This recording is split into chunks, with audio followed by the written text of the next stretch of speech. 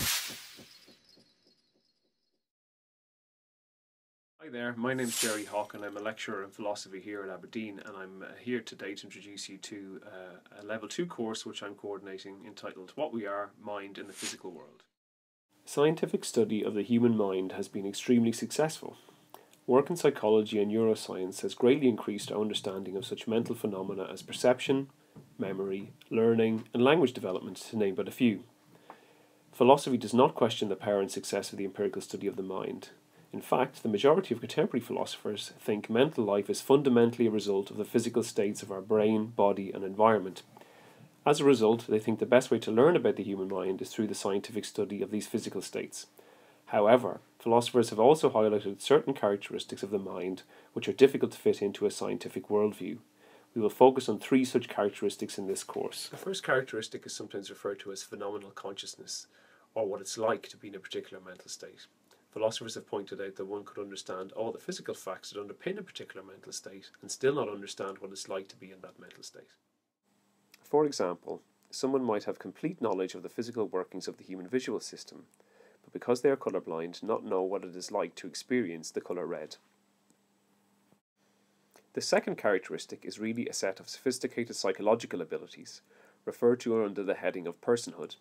To be a person in the philosophical sense is to be self-aware and capable of making sophisticated judgments about the consequences of one's own actions and the likely intentions behind the actions of others.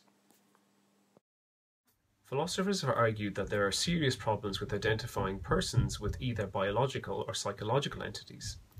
Thus, we might think that what makes us a person is something over and above the physical facts about us as human animals or psychological beings.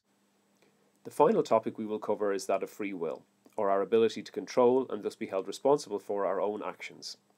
If we think of ourselves as purely physical beings, then our activities, like those of all physical objects, are governed by the laws of physics.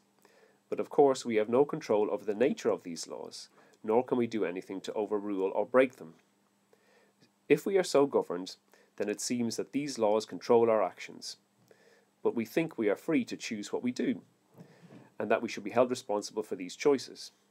How is this firm belief in free will compatible with the idea that our actions, like all physical events, are wholly determined by physical laws? We could do a full course on any one of these issues. However, the aim here is not to give full coverage of all the details of a particular debate. Instead, we will focus on what we take to be the fundamental issues and arguments in these areas. This approach has 2 key benefits for you as the student.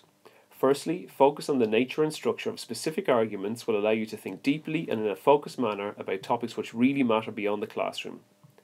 Secondly, we intend to teach you how articulating the structure of some well-chosen arguments can help you understand the subject matter, navigate the literature, and develop and articulate your own views on these issues. We hope then that by the end of this course you have had a chance to think about some fundamental characteristics of human beings and how we should understand them. We also hope that the methods you learn in the process of forming your own views on these issues will be very useful in future courses you take, whether in philosophy or beyond.